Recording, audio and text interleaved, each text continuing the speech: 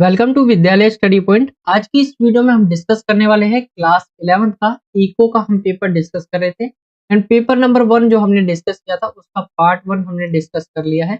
आज की इस वीडियो में पार्ट 2 डिस्कस करेंगे जिसमें हमारा सेक्शन बी रह गया था, उसको आगे हम डिस्कस करने वाले हैं।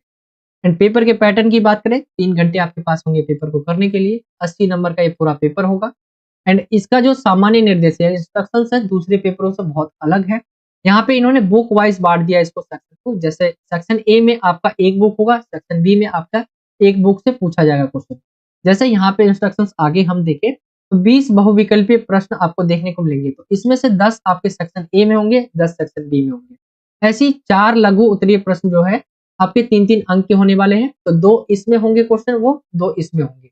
ऐसी 6 क्वेश्चंस यहाँ पे पूछे गए 4-4 नंबर के। तो 3 क्वेश्चंस इसमें होंगे, 3 इसमें होंगे एंड लास्ट में जो है 6 अंकों के 4 क्वेश्चंस जो है, तो 2 क्वेश्चन 6 अंकों के इसमें होंगे और 2 इसमें होंगे। तो हमने सेक्शन ए को हमने डिस्कस कर लिया है। सेक्शन बी को आज की इस वीडियो में हम पूरा करने वाले हैं एंड आप सभी को इंस्ट्रक्शंस पता होगा पहले से, लेकिन मैं कुछ नए बच्चे भी आकर वीडियोस को देखते हैं, इसलिए मैं आपको बार-बार बताता हूँ। बाकी इंग्लिश मीडियम में आप यहाँ पे देख पाएंगे इंस्ट्रक्शंस वही है सेम, जैसा कि मैंने आपको हिंदी में बताया। बाकी यहाँ से आपका जो सेक्शन बी है वो स्टार्ट हो जाता है वैशिष्ट अर्थशास्त्र एंड यहाँ पर जो है 18वें क्वेश्चन से स्टार्ट होगा। इसमें क्वेश्चन पूछा गया है, जैसे पहला क्वेश्चन इसका अगर हम देखें, निम्न में से कौन सी अर्थव्यवस्था की केंद्रीय समस्या है? अर्थव्यवस्था की केंद्रीय समस्या क्या है? अल्प मांग यानी मांग कम है, ये समस्या है। अर्थव्यवस्था का संतुलन समस्या है। किसके लिए उत्पादन किया जाए? तो ऑप्शन सी अगर हम देखें तो ये सही निकल कर आ जाएगा। अर्थव्यवस्था की सबसे बड़ी समस्या ये निकल कर आती है कि यानी केंद्रीय समस्या निकल कर आती है कि उत्पादन किया जाए तो किसके लिए किया जाए। तो ये समस्या एक रहती है। अगर हम देखें इसी को इंग्लिश मीडियम में देखें, विच of the following is a central problem of the economy, तो फॉर होम टू प्रोड्यूस, ठीक है, किसके लिए जो है हम प्रोड्यूस करें, उत्पादन करें यहाँ पे। तो ऑप्शन सी इसका राइट आंसर निकल कर आ जाएगा। क्वेश्चन नंबर 19वें की तरफ चले हम। 19वां कुछ इस तरह से दिया हुआ है, राम इस वर्ष मेरी मक्का की फसल खराब हुई है।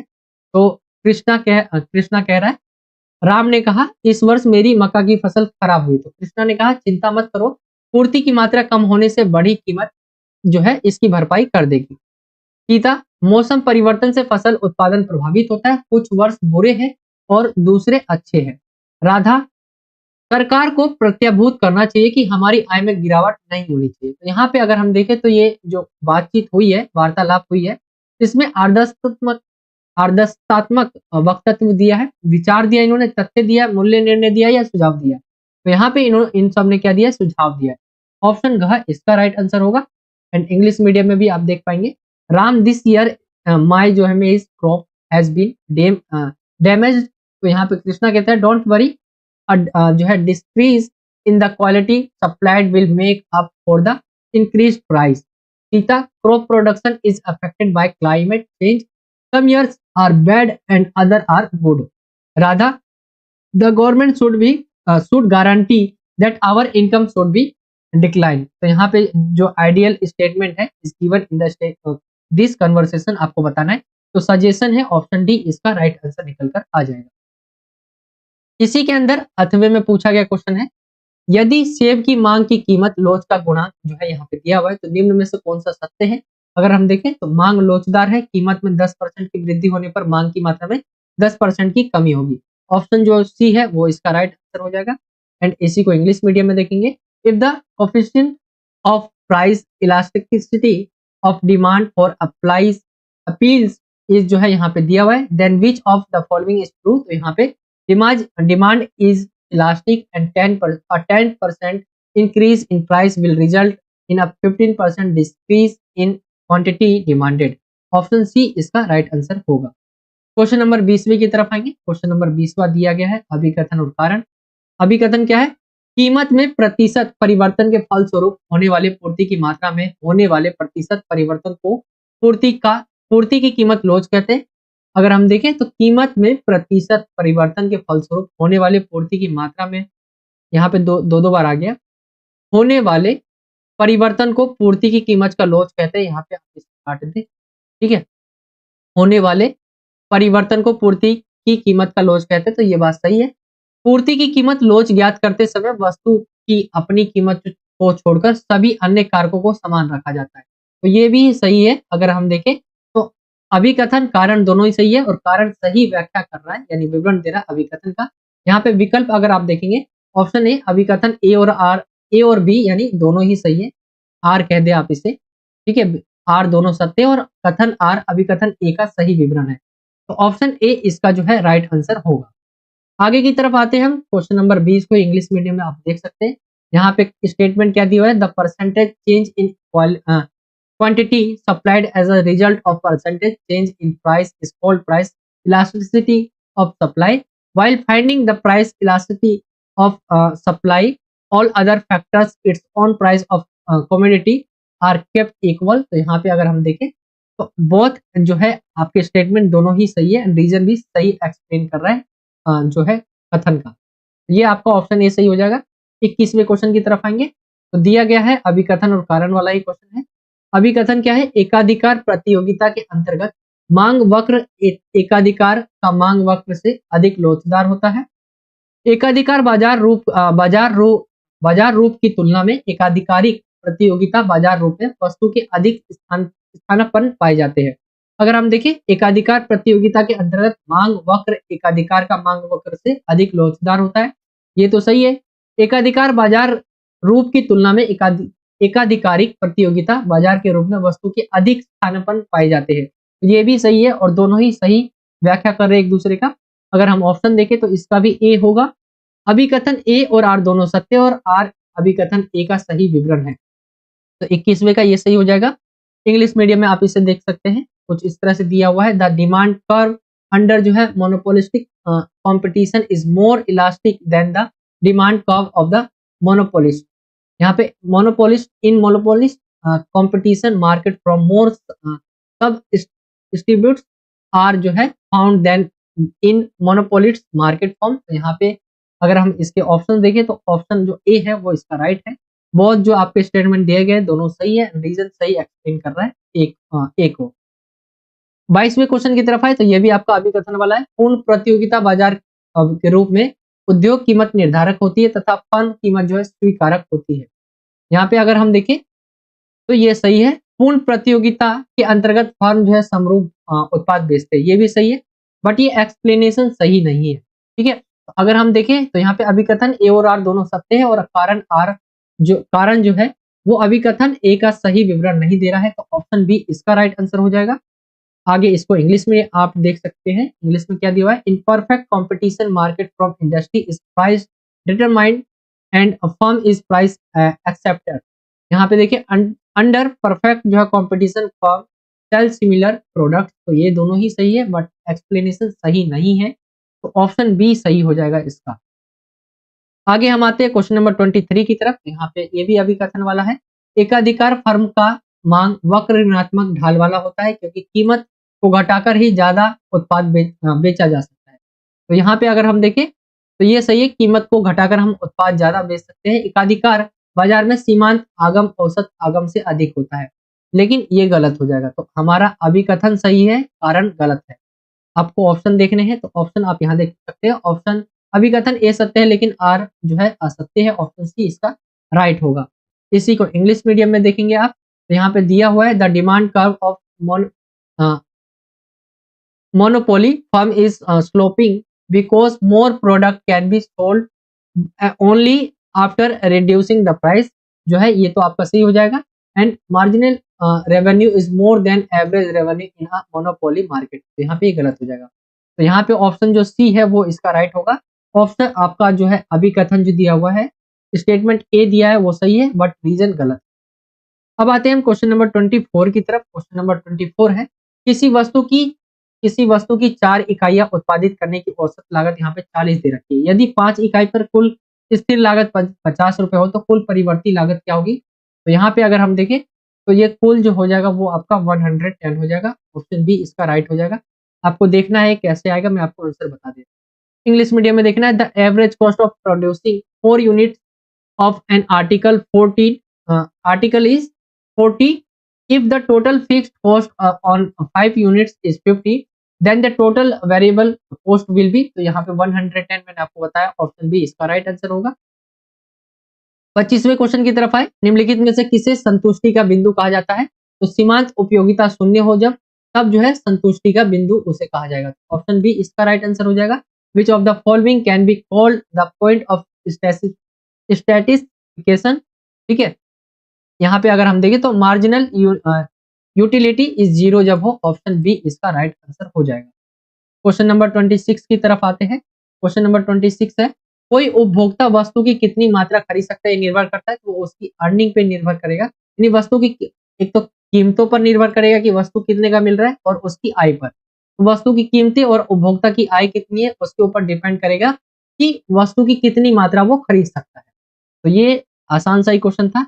इंग्लिश मीडियम में देखिए, how much quantity a consumer can buy depend on उसकी price of goods and income of the consumer. Option D इसका राइट आंसर हो जाएगा। अगले क्वेश्चन पे आते हैं, वस्तु की पूर्ति संबंधित है, किससे संबंधित रहती है पूर्ति? बिक्री के लिए उपलब्ध स्टॉक की मात्रा, गोदाम में कुल स्टॉक की मात्रा, वस्तु का वास्तविक उत्पादन, या समय के किसी बिंदु पर वस्तु की वह विभिन्न मात्राएं जो विभिन्न कीमतों पर बेचने के लिए प्रस्तुत है। तो ऑप्शन डी इसका राइट आंसर होगा। क्वेश्चन नंबर 27 में कोई इंग्लिश मीडियम में देखें, अगर हम supply of goods is related to, तो यहाँ पे अगर हम देखें तो the object at any point in the time that it. Option D इसका राइट आंसर होगा। ये आपका क्वेश्चन नंबर 27 ही इंग्लिश मीडियम है।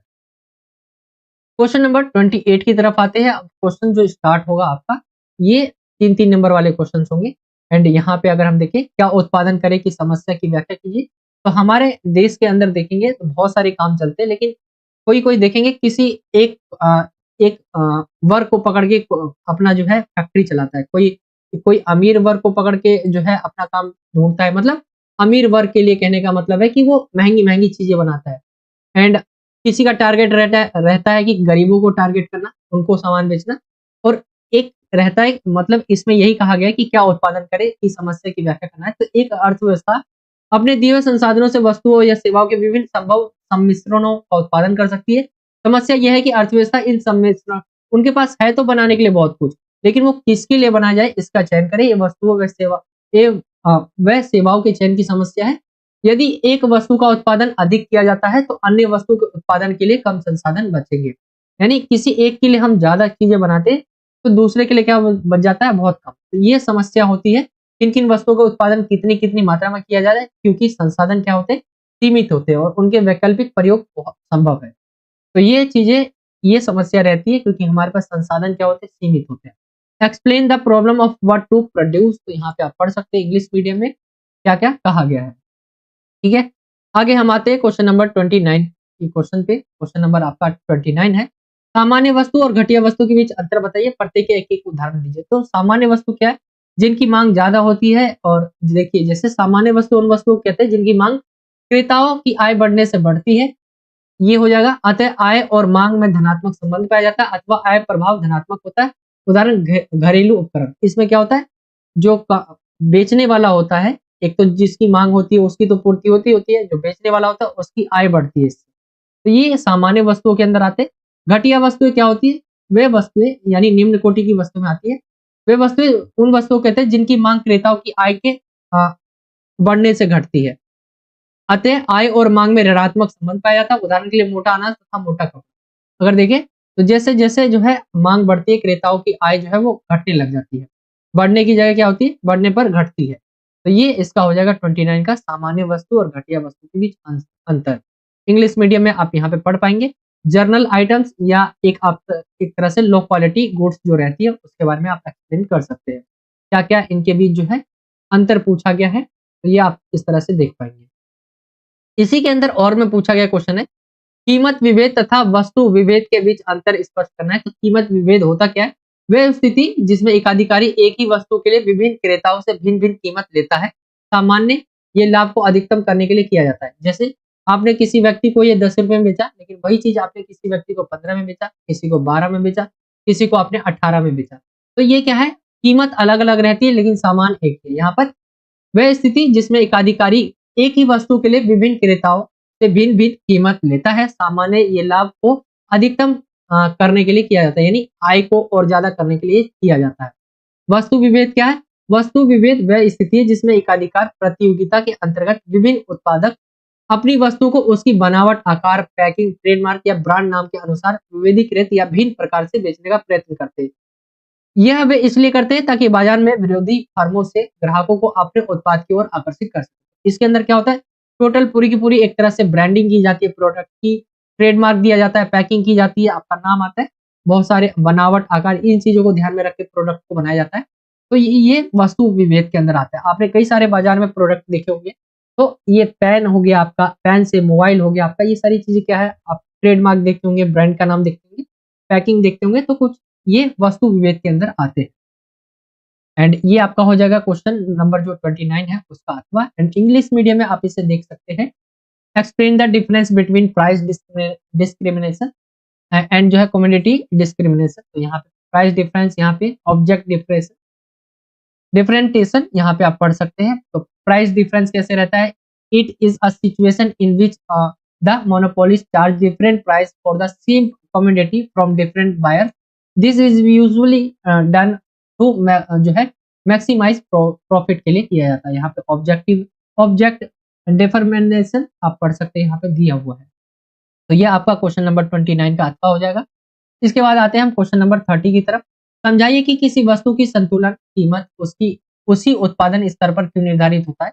आपको समझाना है कि किसी वस्तु की संतुलन कीमत जो है उसी उत्पादन पर स्तर पर क्यों निर्धारित होता है, जिस पर वह उस वस्तु की मांग और पूर्ति बराबर होती है। तो अगर हम बात करें, यदि मांग और पूर्ति से अधिक है तो क्रेता उतनी वस्तुएं नहीं खरीद पाएंगे जितनी वह खरीदना चाहते हैं, अतः क्रेताओं में प्रतिस्पर्धा होगी, जिसके कारण क्या होगा, कीमत बढ़ने लग जाती है, जिससे कारण मांग में संकुचन तथा पूर्ति में विस्तार होने लगता है। और यह प्रक्रिया जब तक चलती रहती है जब तक कि मांग और पूर्ति बराबर ना हो जाए। इसके विपरीत यदि पूर्ति मांग से अधिक है, यानी मांग से ज्यादा जो है पूर्ति हो रही है, तो विक्रेता अब उतनी वस्तुएं नहीं बेच पाएंगे जितनी वे बेचना चाहते हैं, अतः विक्रेताओं में प्रतिस्पर्धा होगी, जिसके परिणाम स्वरूप कीमतें गिरने लगती है, जिसके कारण मांग में विस्तार होता है तथा पूर्ति गिरने लगती है। और यह प्रक्रिया तब तक चलती रहती है जब तक कि मांग और पूर्ति बराबर ना हो जाए। दोनों ही अगर आप सिचुएशन में देखेंगे तो पूर्ति और मांग जब तक बराबर नहीं हो जाती, ये दोनों ही चलती रहती है। एक प्रोडक्ट है, अगर वह कम है तो उसकी मांग क्या होगी, ज्यादा होगी। अगर वो बहुत ज्यादा है तो बिकेगी बहुत ज्यादा, लेकिन उसकी मांग कम होगी। तो ये चीजें होती है। एंड अतः अगर देखें, वस्तु की संतुलन कीमत उसी उत्पादन स्तर पर निर्धारित होती है जिस पर वस्तु की मांग तथा पूर्ति बराबर होती है। तो वस्तु की असली जो कीमत है, संतुलन कीमत, कब होती है, जब वस्तु की मांग और पूर्ति दोनों ही बराबर हो। तो ये तीसरा क्वेश्चन हो जाएगा। इंग्लिश मीडियम में आप पढ़ सकते हैं, यहाँ पे एक क्वेश्चन दिया हुआ है एंड यहाँ पे इसका आंसर दिया हुआ है। आगे की तरफ आते हैं हम अगले क्वेश्चन की तरफ। अगला क्वेश्चन है आपका इंग्लिश मीडियम में, ये आगे भी आंसर दिया हुआ है, आप यहाँ पे पढ़ पाएंगे। अगला है क्वेश्चन नंबर 31, किस प्रकार उत्पादन किया जाए की समस्या के बारे में आपको बताना है। एक तो उत्पादन क्या किया जाए, अब किस प्रकार किया जाए। तो ये समस्या वस्तु और सेवाओं के उत्पादन में प्रयुक्त तकनीक के चयन की समस्या रहती है कि आप कौन सी तकनीक के माध्यम से, जैसे आप देखेंगे कोई भी प्रोडक्ट बनाया जाता है तो उसमें मशीनों का यूज किया जाता है, आपने देखा होगा मशीनों का, या यहाँ पे जो है लोगों का यूज किया जाता है, यानी आप एक तरह से व्यक्तियों का यूज किया जाता है इसके अंदर, यानी किस तरह से उत्पादन किया जाए। तो दोनों में अलग अलग होता है। जैसे मशीनों का उपयोग करके आप जो है तेजी से कर सकते हैं, वहीं आप लेबर का यूज करके उस काम को धीरे करेंगे, लेकिन कोई ना कोई फर्क दिखता ही है। तो सामान्यतः तकनीकों को श्रम प्रधान तकनीक, यानी अधिक श्रम और कम पूंजी, और पूंजी प्रधान तकनीक, अधिक पूंजी और कम श्रम में वर्गीकृत किया जाता है। यानी देखेंगे मशीनों का यूज करेंगे तो इसमें आपको पैसे लगेंगे ज्यादा, लेकिन इसमें कम लगेंगे। तो श्रम प्रधान तकनीक में अधिक लोगों को रोजगार उपलब्ध होता है, परंतु उत्पादन पूंजी प्रधान तकनीक की तुलना में कम होता है। इसी प्रकार पूंजी प्रधान तकनीक में उत्पादन अपेक्षाकृत अधिक होता है, लेकिन क्या होता है, रोजगार का स्तर जो रहता है वो कम रहता है। अतः देश के समक्ष ये समस्या है कि वह उत्पादन के लिए किस तकनीक का चयन करे। उदाहरण के लिए कपड़े का उत्पादन श्रम प्रधान तकनीक से भी हो सकता है, पूंजी प्रधान तकनीक से भी। तो इस समय हमें ऐसे जो काम रहते हैं जिसमें दोनों ही काम हम कर सकते हैं, तो ऐसे में हमारे सामने दिक्कतें आती है कि हम किससे करें। एंड रोजगार के लिए बड़ी समस्या रहती है जब मशीन आ गई है तब से। जैसे अब तो एआई का जमाना है तो और कह रहे हैं कि जॉब खा जाएगी, तो ये रोजगार के लिए बहुत ज्यादा दिक्कत वाली बात है। इंग्लिश मीडियम में देख सकते हैं how to produce explain the problem of, यहाँ पे जो है प्रॉब्लम बताया गया है प्रोड्यूस करने का। इसके बाद इसके अंदर अथवा आपको देखने को मिलेगा, उपभोक्ता की आय में परिवर्तन होने से वस्तु की मांग पर पड़ने वाले प्रभाव की व्याख्या करना। उपभोक्ता जो उपभोग कर रहा है उसकी आय में परिवर्तन होता है, तो वस्तु की मांग पर पड़ने वाले क्या प्रभाव होते हैं? अगर आप उपभोक्ता कौन हुए? जो सामान खरीदता है। जैसे हम कोई दुकान पर गए एंड शॉप पर गए, हमने सामान खरीदा, लेकिन हमारी आय पर अगर इफेक्ट पड़ता है, हमारी आय में यानी हमारी कमाई में कोई परिवर्तन होता है, तो इसमें क्या होगा? तो यहाँ पे सामान जो है वो नहीं खरीद पाएँगे हम। सामान्य वस्तुएँ वे वस्तु होती है, यहाँ पे देखेंगे बताया गया सामान्य वस्तुएँ, वे वस्तुएँ जिन पर आय प्रभाव धनात्मक एवं कीमत प्रभाव ऋणात्मक होता है। यदि उपभोक्ता की आय में वृद्धि होती है तो क्या होता है? इसमें बढ़ जाती है। अगर वृद्धि जो उपभोक्ता है उसकी आय कम होगी, कमाई कम होगी तो क्या है? वो घट जाएगी। तो इसके विपरीत यदि आय में कमी होती है तो उसकी माँग में कमी हो जाती है। निम्न कोटि वस्तुएँ आ जाती है, ये वे वस्तु होती है जिन पर आय का प्रभाव ऋणात्मक होता है। यदि उपभोक्ता की आय में वृद्धि होती है तो इन वस्तुओं की माँग कम हो जाती है। इसके विपरीत यदि उपभोक्ता की आय में कमी होती है तो इनकी माँग बढ़ जाती है। हाँ, एक एक और टाइप समझना है, आपकी आय एक बार बढ़ी तो आपने सामान जो है क्वालिटी की ली, लेकिन एक लो क्वालिटी वस्तु होती है, अगर आय आपकी घटती है तो आप क्या ज़्यादा चीज़ें खरीदते हो? आप लो क्वालिटी चीज़ें खरीदते हो। लो क्वालिटी का कहने का मतलब है निम्न कोटि वस्तुएँ आप खरीदते हो, ठीक है? तो इसमें बढ़ जाती है ये निम्न कोटि वस्तुएँ, तो जब हमारी आय पर कोई भी इफ़ेक्ट होता है तब। ये आपका हो जाएगा अथवे में। इंग्लिश मीडियम में आप देख सकते हैं नॉर्मल गुड्स यहाँ पे बताया हुआ है और लो ग्रेड गुड्स के बारे में बताया गया है। एंड जब हमारी जो कंज्यूमर है उसकी इनकम पे जब इफेक्ट पड़ता है तो ये क्या होता है? जब ज़्यादा होता है तब क्या होता है? जब कम होता है तब क्या होता है? दोनों ही बताए हुए हैं। क्वेश्चन नंबर हम आते हैं 32 की तरफ। 32वां क्वेश्चन है कुल बंदी लागत एवं कुल परिवर्ती लागत के बीच उदाहरण सहित उदाहरण की सहायता से अंतर स्पष्ट करना है। तो कुल बंदी लागत क्या है? यह उत्पादन के प्रत्येक स्तर पर समान रहती है, अर्थात उत्पादन के बढ़ने अथवा घटने पर भी ये क्या रहती है? स्थिर रहती है। ये कुल बंदी लागत है।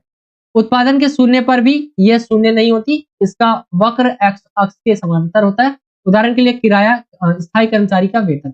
अगर आप देखेंगे किराए से आपका काम हो ना हो मतलब, तो आपका क्या रहता है? एक तरह से आपको पैसे आ ही रहे होते हैं, आपका घाटा नहीं होता है इसमें। ऐसी कुल परिवर्ती लागत को अगर हम देखें, तो ये उत्पादन की मात्रा के अनुसार बढ़ने पर ये बढ़ जाती है तथा उत्पादन में कमी आने पर ये घट जाती है। जैसे उत्पादन के शून्य पर यह शून्य होती है, इसका वक्र कुल लागत वक्र के समांतर होता है। उदाहरण के लिए दैनिक मजदूरी व कच्चे माल की लागत अगर हम देखें, तो ये क्या हो? उत्पादन ज़्यादा होगा तो बढ़ जाएगी, वरना घट जाएगी। तो ये आपका हो जाएगा क्वेश्चन नंबर 32। इसी को आप इंग्लिश मीडियम में देख सकते हैं। टोटल टाइड अप कॉस्ट, यहाँ पे टोटल वेरिएबल कॉस्ट यहाँ पे बताया हुआ है। आप इससे पढ़ सकते हैं। डिफरेंट आपको करना था differentiate between total fixed cost and total variable cost with the help of example, तो यहाँ पे आप देख सकते हैं। आगे हम आते हैं अगले क्वेश्चन की तरफ। अगला क्वेश्चन है आपका 33। परिवर्तनशील अनुपात के नियम का वर्णन करें तथा इनके तीनों चरणों को विस्तार पूर्वक बताइए। परिवर्तनशील अनुपात के नियम का वर्णन करना है आपको और इसके 3 चरण को बारे में बताना है। तो परिवर्तनशील अनुपात का नियम है क्या? अल्पकाल में स्थिर साधनों की दी हुई मात्रा के साथ परिवर्ती कारक की अतिरिक्त इकाइयों का प्रयोग किया जाता है। कुल उत्पाद में होने वाले परिवर्तन को कारक के प्रतिफल का नियम कहा जाता है। इस नियम के अनुसार यदि अन्य साधनों को स्थिर रखते हुए किसी परिवर्ती साधन की जैसे जैसे अधिक से अधिक इकाइयां बढ़ाई जाती है तो कुल उत्पादन सर्वप्रथम बढ़ती दर से बढ़ता है, फिर घटती दर से बढ़ता है, घटती दर से बढ़ता है और अंततः घटने लगता है। इसमें टीपी तथा एमपी में 3 चरणों में परिवर्तन होता है। जैसे पहला देखिए टीपी बढ़ती दर से बढ़ता है, एमपी बढ़ता है। टीपी घटती दर से बढ़ता है, एमपी घटता है पर धनात्मक रहता है। टीपी घटता है, एमपी ऋणात्मक हो जाता है। तो यहाँ पे परिवर्तनशील अनुपात के नियम के बारे में बताया गया है। इसके 3 चरणों की बात करें तो यहाँ पे प्रथम चरण है बढ़ते प्रतिफल की अवस्था। कुल उत्पाद बढ़ती हुई दर से बढ़ता है। स्थिर साधनों के साथ जब परिवर्ती कारक की इकाइयों को लगातार बढ़ाकर प्रयोग किया जाता है तो प्रारंभ में कुल उत्पाद बढ़ती दर पर बढ़ता है तथा एमपी में भी बढ़ता है। द्वितीय चरण में क्या होता है? घटते प्रतिफल की अवस्था रहती है। कुल उत्पाद घटती हुई दर से बढ़ता है। इसमें स्थिर कारकों की निश्चित मात्रा के साथ जब परिवर्ती कारक की इकाइयों को लगातार बढ़ाकर प्रयोग किया जाता है तब एक सीमा के पश्चात कुल उत्पाद घटती दर से बढ़ता है, अर्थात कुल उत्पाद वृद्धि अनुपात परिवर्ती कारक अनुपात से भी कम होता है। एमपी घटने लगता है, धनात्मक रहता है। जब टीपी अधिकतम होता है तो एमपी शून्य होता है। तीसरे चरण की बात करें ऋणात्मक प्रतिफल की अवस्था, तो कुल उत्पाद घटता है। यह कारक प्रतिफल नियम का अंतिम चरण रहता है जब स्थिर कारकों की निश्चित मात्रा के साथ परिवर्ती कारक की इकाइयां लगातार बढ़ाकर उत्पादन किया जाता है तो अंततः कुल उत्पादन जो है उत्पाद घटने लगता है और सीमांत उत्पाद जो है ऋणात्मक हो जाता है। तो ये आपका क्वेश्चन था 33। एंड इसी को आप इंग्लिश मीडियम में यहाँ पे देख सकते हैं। Describe the law of variable जो है proportion and explain it's three जो है स्टेप्स इन डिटेल। तो यहाँ पे आप देख सकते हैं क्वेश्चन है आपका, यहाँ से आपका आंसर है। एंड यहाँ पे 3 फेज जो रहते हैं उसके इसको भी स्टेज जो रहते हैं इसको भी एक्सप्लेन किया गया है। इसी के अंदर 8वें के अंदर बोला गया है उत्पादन संभावना वक्र की मुख्य विशेषता आपको बतानी है। उत्पादन संभावना वक्र की मुख्य विशेषता क्या है? तो नीचे की ओर ढालू बाएं से दाएं होता है। इसका कारण यह है कि साधन सीमित होने के कारण यदि एक वस्तु अधिक मात्रा में उत्पादन किया जाता है तो दूसरी वस्तु के उत्पादन की मात्रा में कमी करनी होती है। मूल बिंदु की ओर नतोदर होता है। इसका कारण बढ़ती हुई सीमांत अवसर लागत यानी एमओसी है। अर्थात एक वस्तु का उत्पादन बढ़ने के लिए दूसरी वस्तु की इकाइयों की त्याग बढ़ती दर पर करना पड़ता है, क्योंकि कोई भी संसाधन सभी वस्तुओं के उत्पादन में समान रूप से सक्षम नहीं होता है। अतः जब कम क्षमता वाले संसाधनों का प्रयोग किया जाता है तो लागत बढ़ती है, जिससे एमओसी बढ़ती है। उत्पादन संभावना वक्र का दाईं ओर इसका साधनों में वृद्धि तथा तकनीकी प्रगति को दर्शाता है। आगे देखें हम अगले पॉइंट को। उत्पादन संभावना वक्र का बाईं ओर खिसकाव संसाधनों में कमी तथा तकनीकी अवनति को दर्शाता है। उत्पादन संभावना वक्र उन सभी कारणों से दाईं ओर खिसकेगा जिनसे अर्थव्यवस्था की उत्पादन क्षमता व संसाधनों की मात्रा तथा कुशलता में सुधार होता है। ये आपका होगा। एंड इसी को इंग्लिश मीडियम में देखेंगे। State the main feature of the production possibility curve, यहाँ पे एक्सप्लेन किया गया, आप पढ़ सकते हैं। ये क्वेश्चन हो जाएगा। लास्ट क्वेश्चन रहता है आपका क्वेश्चन नंबर 34। मान लीजिए कि एक व्यक्ति अपने घर में ही बेकरी की दुकान चलाता है। इस व्यक्ति एक्स ने पूंजी के रूप में जो है यहाँ पे 4 लाख रुपए निवेश किए है। ठीक है, 4 लाख ही ना, 1000, 10,000, लाख, इकाई, ढाई, सैकड़ा, 1000, 10,000, लाख, 4 लाख है निवेश किए। एबीसी बैंक से 8% जो है प्रति ब्याज दर पर उसने जो है 2 लाख रुपए उधार भी लिए। इस व्यक्ति ने 15,000 रुपए महीने की तनख्वाह पर एक प्रबंधन को भी रखा। इस बेकरी दुकान का महीने का आरोपित किराया 20,000 है। यहाँ पे क्वेश्चन अब इससे पूछा गया, अस्पष्ट लागत की परिभाषा स्पष्ट करनी है आपको, परिभाषा लिखनी है। तो अस्पष्ट लागतें उत्पादन प्रक्रिया में उत्पादक द्वारा प्रयुक्त निजी कारकों की अनुमानित लागत है, इसमें सामान्य लाभ भी शामिल होता है। बी पूछा गया, इस व्यक्ति की सालाना अस्पष्ट लागत की गणना करनी है। यदि इस व्यक्ति यानी एक्स की स्वयं की सेवाओं को आरोपित मूल्य जो है 3 लाख है, यहाँ पे एक्सप्लेन किया गया, बताया गया, आप पढ़ सकते हैं। एंड तीसरा बोला गया है सालाना स्पष्ट लागत की गणना करनी है आपको, तो यहाँ पे सालाना स्पष्ट लागत बताया गया है। एंड निम्नलिखित सूत्रों को पूरा करना है। लागत बराबर स्पष्ट लागत प्लस अस्पष्ट लागत आपको आगे लिखना है। ठीक है, अगर इसके आंसर की बात करें तो यहाँ पे सामान्य लाभ जो है ये आ जाएगा इसका राइट आंसर। तो ये हो जाएगा इसका। तो कुछ इस तरह से हो जाएगा ये क्वेश्चन। आपको मैं दोबारा दिखा देता हूँ। ये क्वेश्चन मैथ जैसा ये क्वेश्चन लग रहा है पूरा, आप इसे देख लेंगे, कुछ इस तरह से हो जाएगा। एंड इंग्लिश मीडियम में आप इस क्वेश्चन को कुछ इस तरह से देख पाएंगे।